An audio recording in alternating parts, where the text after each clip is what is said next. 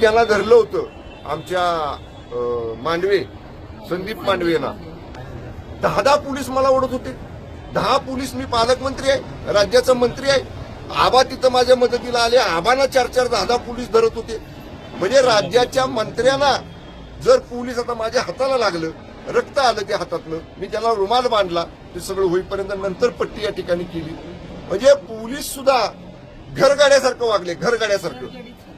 ज्यांचं त्यांना भारतीय जनता पक्षाच्या घरगाडीसारखं काम सातारा पोलिसांनी केलेलं अत्यंत निंदनीय कृत्य आहे. लोकशाहीचा गळा घोटणारं कृत्य आहे. निश्चितपणे याचे पडसाद सातारा जिल्ह्यामध्ये तीव्रपणानं उमटतील. आणि आम्ही जरी महायुती सरकारमध्ये मंत्री असलो तरी शेवटी आमचे पक्ष आहेत. आमच्या पक्षाचं काम करायचा आम्हाला अधिकार आहे. पक्षाचं काम करताना पोलीस बळाचा वापर केला त्यांनी, पोलीस बळाचा 100 साध्या वेशाचं. जिल्हाधिकारी सुद्धा त्यांच्या प्रक्रियेमध्ये असताना त्या प्रक्रियेमध्ये आज जाऊन सगळे मंत्री आणि आमदार सरळ सांगतात आम्हाला मतदान करा, सीसीटीव्ही फुटेज बघून घ्या. याचा अर्थ प्रक्रियेमध्ये जाऊन आतमध्ये जाऊन जर बोलत असतील तर लोकशाही कुठली राहिली ते.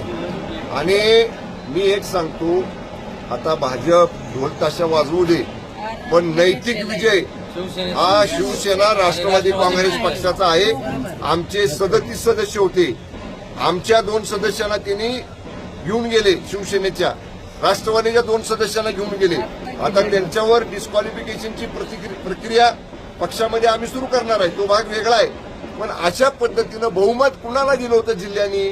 37 सदस्यांना निवडून देऊन राष्ट्रवादी काँग्रेस पक्ष शिवसेनेच्या युतीला सातारा जिल्ह्यानं जिल्हा परिषदेतलं बहुमत दिलं होतं.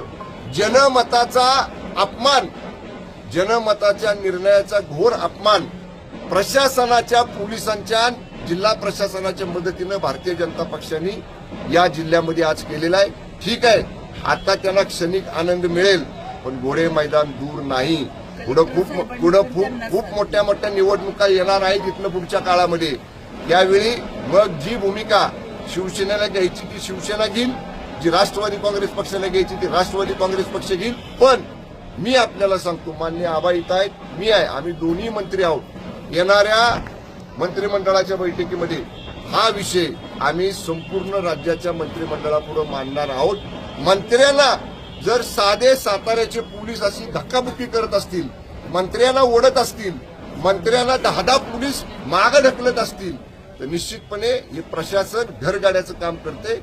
या प्रशासनाचा निश्चितपणे आम्ही तीव्र निषेध करतो आणि जिल्ह्यामध्ये याचे कडक पडसाद आपल्याला उमट